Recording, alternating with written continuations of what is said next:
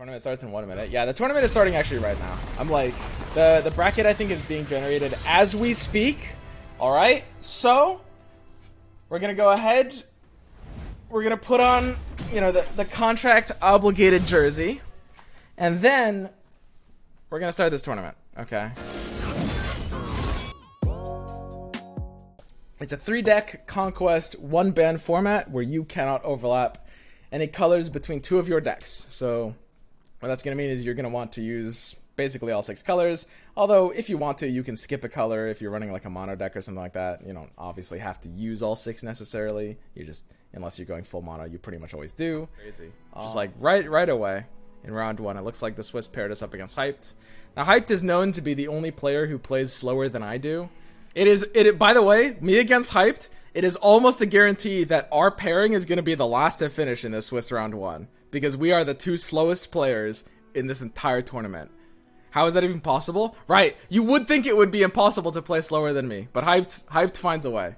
I wish I could say I was the slowest roper in Runeterra. I am not. And this is like the level of roping that Hyped does. And this is the level I wish to someday achieve. He's even roping me during check-in.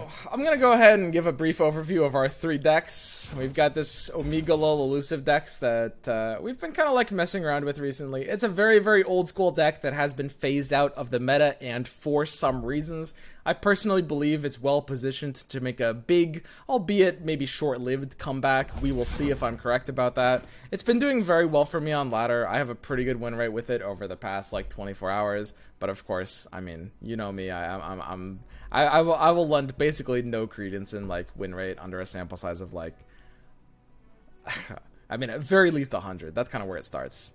My second deck is going to be this like semi-experimental Ezreal burn that you probably have seen me playing here and there.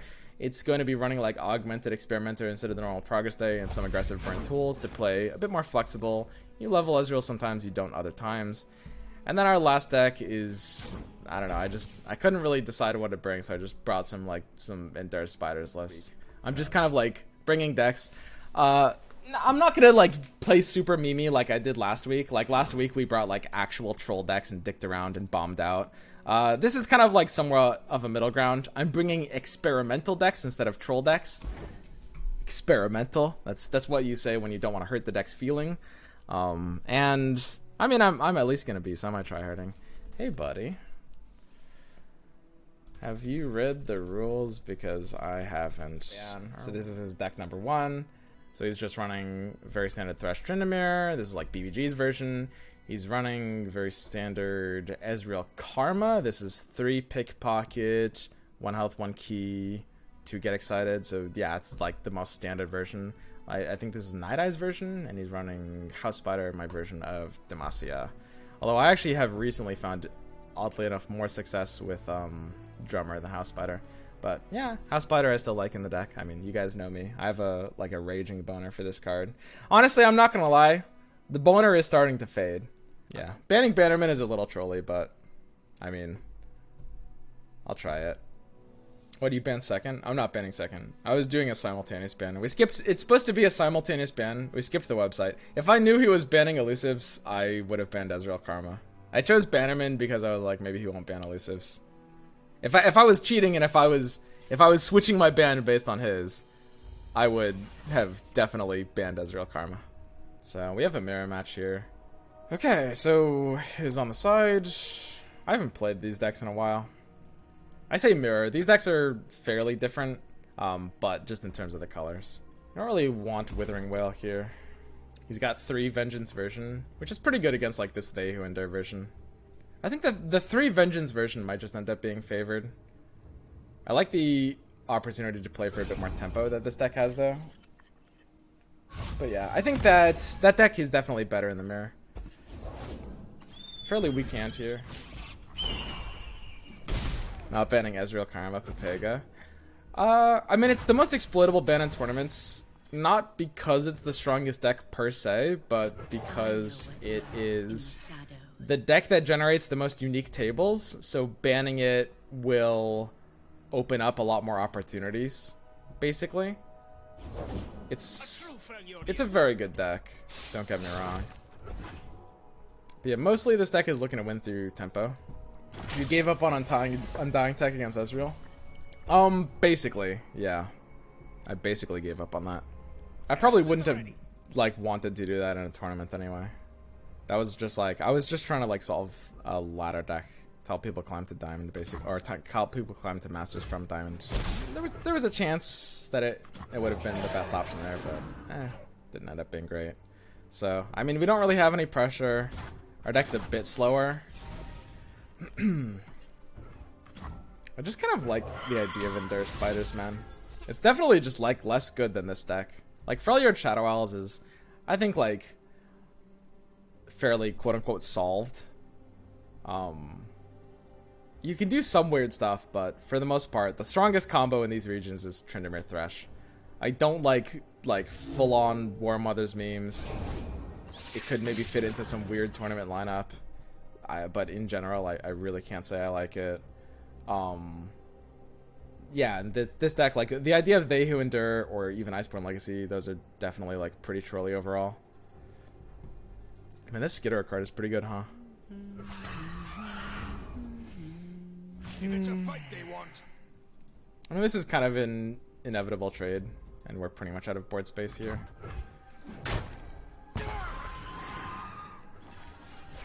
Like, he doesn't really have a unique attack with his Skitterer. We're always going to be the aggressor, so freeing up that board space now is just a little bit better. I don't know. Freljord Shadow Owls is just kind of like a problem combo for me.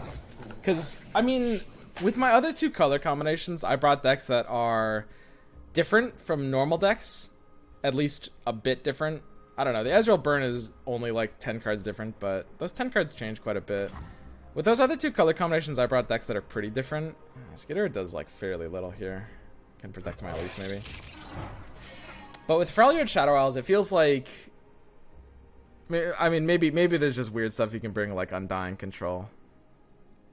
It feels really hard to bring anything that doesn't feel like a worse version of just Thresh Tryndamere. Like, Thresh Tryndamere is just... It's kind of like the same thing as the full War Mother's deck, except it comes out faster.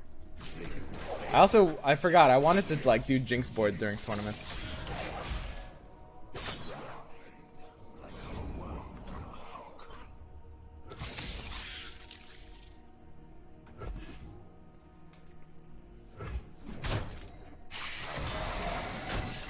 So, I mean, his Thresh is getting, like, decent level value here.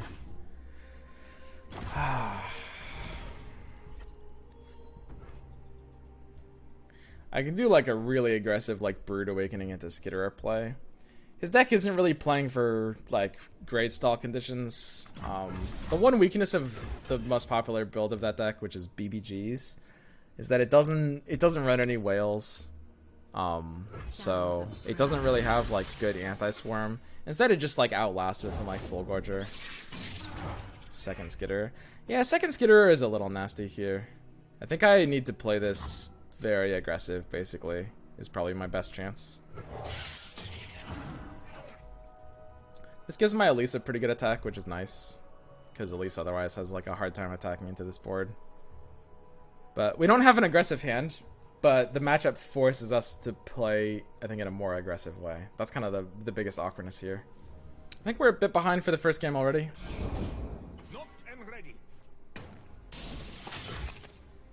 I mean, a full attack is kind of always going to level up the Thresh, and Ruination doesn't necessarily help that. We can do a strange setup, but it's like we don't really have a counter for the leveled Thresh. BBG actually put whales in recently. Oh, that's not surprising. That's the one change I would make to that deck. That, like, I think it's a good deck, but I would put whales in, and I wouldn't run 3 Soul Gorger, I think. I don't know. I mean, it's really hard to beat this position, right? I feel like if I attack here, he gets a free Tryndamere on the next turn, and there's not really anything I can do about that. I have, like, really limited attacks. He runs 2 whales now. Yep, and that's the same thing I did with the deck. It's a solid deck. That's what I brought... what was it? 2 weeks ago. The last tournament that I, like, semi-tryharded. That was the one where, like, I dropped because, well, for several reasons. I was a little burnt out, and I was, like, a little tilted. It was, if you guys remember, it was like there was a rule set thing where I queued into hyped and there was some like tilt involved, and I up and dropped the tournament. But that was the one where I did the same thing. I took that concept with Thresh Tryndamere. I wonder if I still have that laying around. I don't know. It would have been better to bring them like Endure Spiders. I built it fairly differently, but the biggest thing was just running Withering Whales.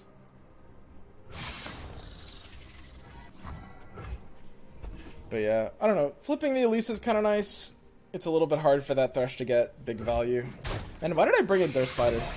You know what it was? It was just like there was one week where Endure Spiders actually had like good win rate stats.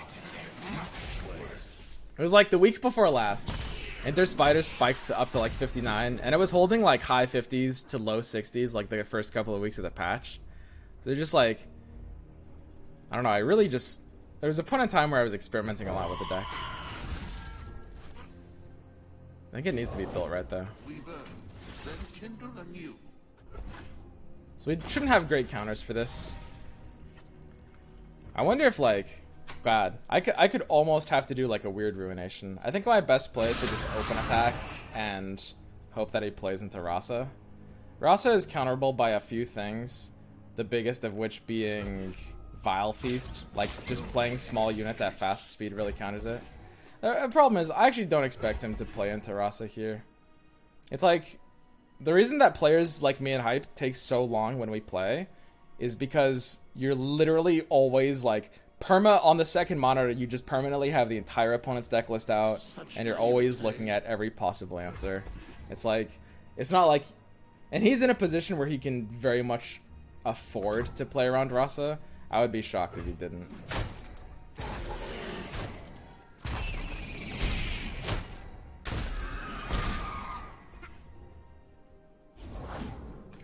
Yeah, so Vile Feast keeps this thing alive. There's pretty much no way I can beat that. I heavily expect the Vile Feast there. If he doesn't have the Vile Feast here, then he just made a weird misplay, I think. Because you don't have to block with the Omen Hawk. Or maybe there's like some... I would guess it's a misplay, but I don't even know if it'll matter. Like, as long as you get the Thresh onto Tryndamere combo, you're pretty much good. I've got like 1 They Who Endure, but his deck's rocking 3 Vengeance. So, They Who Endure is usually not amazing. If he takes the Tryndamere, I mean, the Rasa's a bit of a threat. I can maybe stabilize a post-Tryndamere board with like Rasa flipping Tryndamere into Rumination. Is like not the worst thing ever. And then I can like They Who Endure next turn. Oh, we can maybe take it to like top decks. So we've got 2 Tryndameres. And this is why this deck is so good, by the way. So I think I have truly no choice but to ruinate this. I obviously can't do anything about like just pulling 2 Tryndameres. Glimpse would be pretty insane here. He's got a 4-card hand. We're in like a mirror match where like check. We both have 4-card hands. We're both going pretty late, and like nobody can kill each other very quickly. This is like the dream. This is where Glimpse gets really crazy value. Just having that like entire extra card is a really big deal. It's a big boost to win right there. I mean, at least can make a They Who Endure attack a little bit better. I don't have to give his Omen Hawk value here. Does the deck have Mist Call? He's running a version without Mist Call. I think I put 1 Mist Call in my version of that deck. I'm basically 1/8 gay.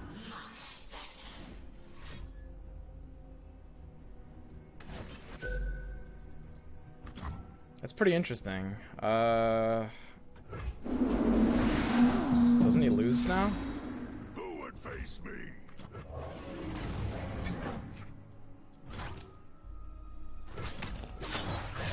Okay.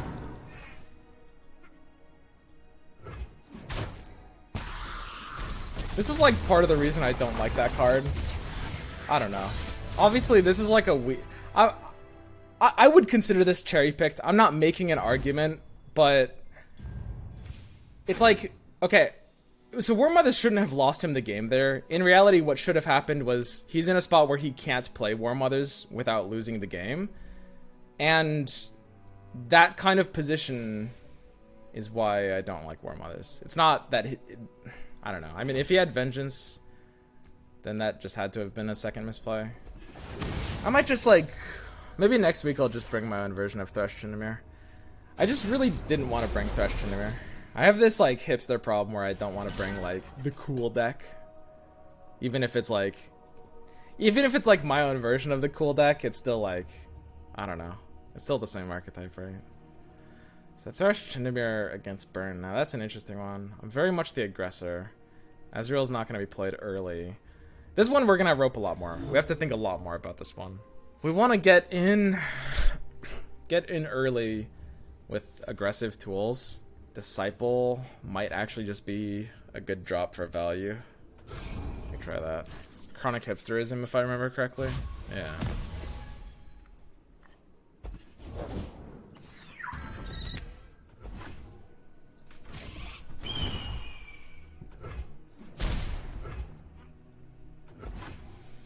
Why isn't Thresh Tryndamere on site? To be perfectly honest, I will admit it should be on the site. It should be there instead of Endure Spiders. It's basically, there were a couple weeks where Endure Spiders had like a spiking win rate, and I really wanted to respect that. And for that like bit of time, I was like pretty like sold on the idea of Endure Spiders over Thresh Tryndamere. But honestly, the fact that it's listing Endure Spiders. Actually, I think I removed Endure Spiders from that too. Never mind. Yeah, I have to rookie here. I think I should put it on the site for like the next meta update. I don't actually... It's not like a very common ladder deck. I remember it coming in... It came in on a really fucking piss poor win rate on ladder. It was really, really bad. And that's confusing to me. It was like... I think it's a good deck. I do. I remember... It was like a 47% win rate or something. And that's the reason I didn't want to list it right away. Because, like, even though I thought it was a good deck, a stat like that, I don't read too much into stats. If it was like 55%, 55 is not really high. That's what I would consider to be, like, kind of within normal ranges. It's not super low. If it's 55, I can see it, like, reaching a bit above stats. But it came in at such a low win rate that it made me hesitate for, like, a week and a half about whether to, like, throw a new list like that on the site. But right now, I do like the list, I think. These old eyes still see far and clear. So the question is, are we going to get punished by not open attacking here on 4?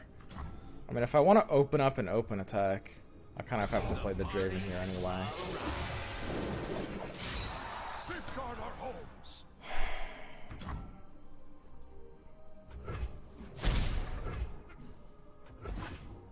So the common counterplay to Draven is Grasp. He's running 3 Grasp on the Grasp turn. And Draven typically has no answer to Grasp. Now the way we can make Grasp feel less good is by developing into it.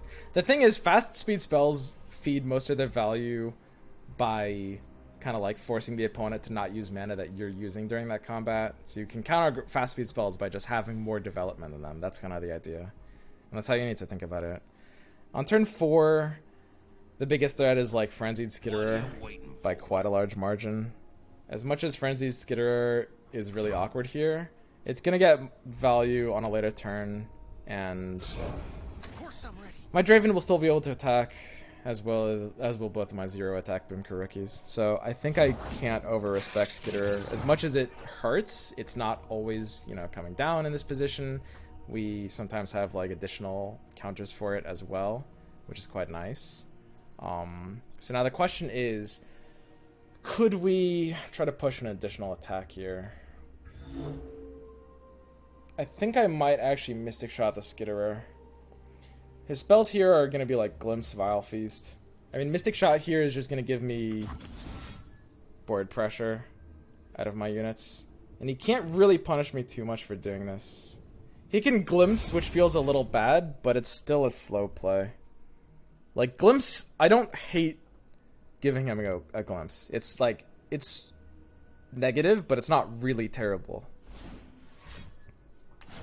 Because we're the aggressor, and a lot of the cards he's drawing into are basically going to be bricked out no matter what.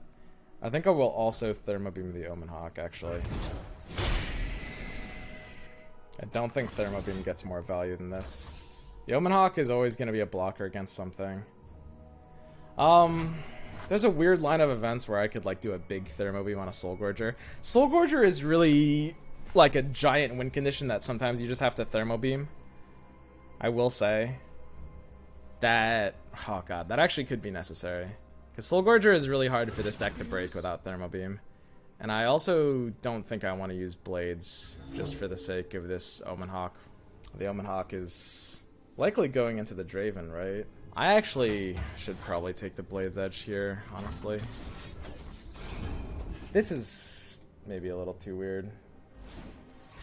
We free up a lot of value by doing this. Blades Edge is slightly turned on by Crimson Disciple. Oh, I also don't know about Disciple over Grenadier.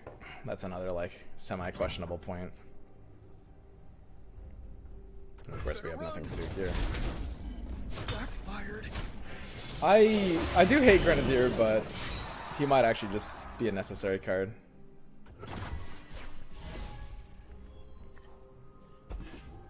So yeah, I think I'll keep Thermo just to try to counter a Soul Gorger, I think. Is kind of the most important thing. But the way this deck plays, it's a little weird.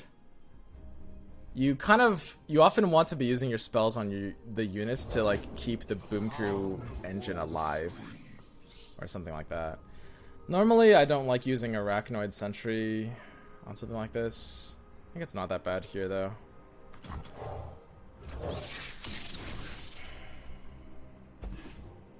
Keeping the Draven a threat might be necessary. 1-0 at the 40-minute mark. Yeah, I mean, it took a while to even start this set. It was kind of weird, honestly. Am I just accepting that I'm folding to Soul Gorger? I think I might have to. I don't know, I can punish the Soul Gorger hands pretty hard. Maybe it's just better to play Disciple. Disciple also makes this attack feel fine, honestly. Oh, I can't wait. Yeah, I think I'll just Disciple here. He doesn't really have a single amazing block with Sentry.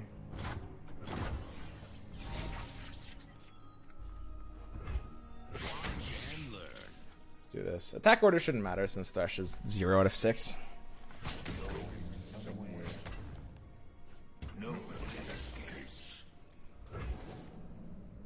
So, if he's about to play a Soul Gorger post-combat, I need to save the Thermo Beam. If he does anything else, I might want to augment it here. If he does anything other than Soul Gorger. I think the only play can just, like, Spinning Axe for 1 damage basically has to be correct, right? I don't think there's any way around that. I think doing anything else here is just trolly. You could do like a weird, super weird double axe, like a hardcore commit to the experimenter and just discard Thermo and Blades Edge. But I don't think that makes enough sense. So the question is, if he plays a Soul Gorger, can he protect it from Thermo into Blades Edge? And the answer is he can't. So I should Thermo now so that I can Blades Edge when he attacks and stop it from lifestealing anything. He shouldn't be able to stop this from getting a guaranteed kill. And then we've got the augmented curving out the follow-up. Now you wish you had those Killing Strikes? No, not really. I mean, you literally can't run Killing Strike in this list. It's like, it's cheeky to like find the one matchup in the entire game where that card can hit some value. But, I mean, you can't run a card in your deck just for the sake of something like that, unless you're targeting it in a tournament. I mean, it's a somewhat targetable deck. It's like semi-common if you want to do a lineup like that. What are the odds he would have a play to chain off of my augmented here? What are the odds that he would react? I'm gonna glimpse you would do, but that's about it. We can't really afford to discard anything else either, so we have to let that Thresh through, I guess. That's a little sad. He runs Iron Elixir, and that deck he does not know.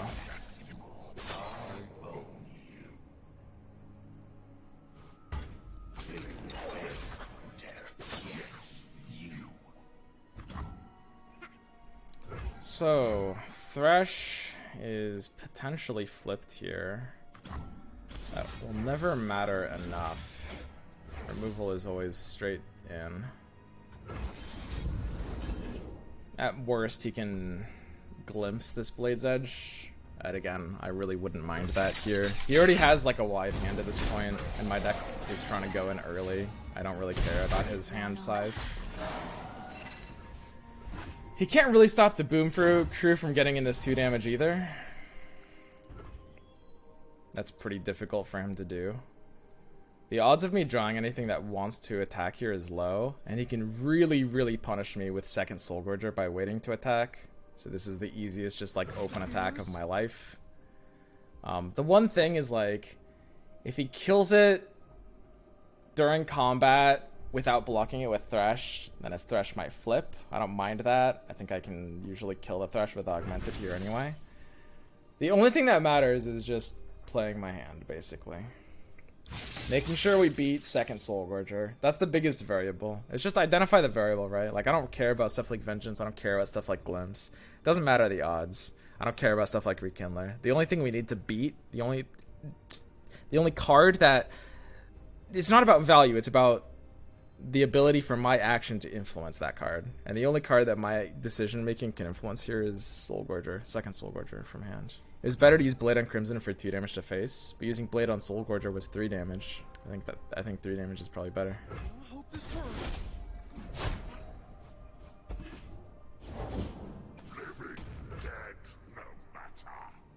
Oh, wow, it's kind of interesting. I mean, there's nothing that makes the Soul Gorger matter here, I think. It seems pretty hard either way. Flipping the Thresh for him is actually, oddly enough, I think just a little too trolly. Like, I can flip the Thresh by hitting the Skitterer, and then I kill the Thresh anyway, but his Rekindler will pull out a level Thresh, which will kill me on a clock of 1, with Rekindler into Thresh into Tryndamere, and then I lose the game for no reason. Instead, I could win the game. You need to beat lifesteal spells, not Soul Gorger. Right, but again, I mean, think back to my explanation. That doesn't... It's... My action on whether I'm open attacking or not doesn't influence my ability to beat a Grasp. That's the thing. It's not about what cards are swingy. It's not about what cards you're afraid of. It's about which cards your decisions have the ability to influence. So, Experimenter is a pretty powerful card. When you compare it to Progress, it has some strong pros and it has some strong cons. The biggest thing is, like, I mean, you get the 3 damage removal, you get the entire body. He's thinking about leveling his Thresh, I think. So that would be like a Vile Feast on my Boom Crew, which would allow the Thresh to level, and then he can open Rekindler into Thresh and kill me next turn. That's kind of what he wants to do. You wouldn't, I don't think you would rope like a Vile Feast though. Why not Thermo the lifesteal card? I have to kill him this turn. I'm drawing 4 cards here. I have pretty good odds of being able to do that. I don't know. To be perfectly honest, it's possible I messed up. It's possible Thermoing the Soul Gorger was the better play. But the thing is, like, I don't know if I can even survive his next attack, right? Think about it like that. Like, ignore the Soul Gorger. If his Thresh levels up, which it will level up, he'll have a way to level it up. When his leveled Thresh attacks into me with Tryndamere, I die, right? It's not really about anything else. It's just like, I don't want to die. So, a little short here. I mean, if he takes something like an open attack, I think I might be able to beat an open attack. Rekindler is obviously like the scare card. And I don't know if I can beat that. I mean, he's gonna deal some real inevitable damage here. My play is like always Salesman. I don't think thinking about the spot could even really make a difference.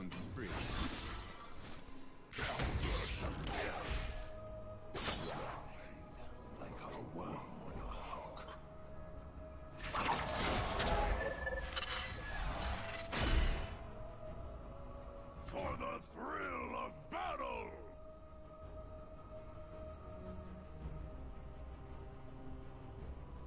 So he's dead on the stack, right? So I block this to the Soul Gorger, I Blade's Edge my own cask, I block the second cask to the Rekindler, that's a total of 2 damage, and then I get excited the Experimenter into face.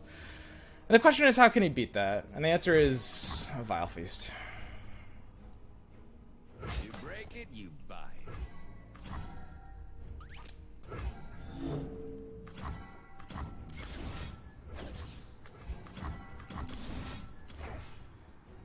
I think this basically has to be right. I'm just trying to like make sure there's nothing weird here. Because like you really can't do anything strange with this spot, I think. It looks pretty clean to me. I mean, Vile Feasts is the scare card. I don't know. I mean, I'm locked in, so we have to go in for like that play. And of course, even if the Tryndamere lethals us here, the Thresh will always pull it to the right side, so our casts will always be able to go out first. Okay, so a pretty clean 2-0 against Hyped. The thing about Hyped is if you queue against him into a tournament, you won't get a third game. You need to 2-0 this guy. There's no third game against Hyped. I didn't actually see a misplay anywhere in those first 2 games, although to be perfectly honest, the first deck I was playing was kind of brainless. As you guys might have been able to tell, like we didn't really rope or think about very much in that first game. I think I took every line I had to in that second game. I think keeping the first Thermo Beam, yeah, I think we took every play we had to. I think if we do anything different in that second game, we lose, like almost anything.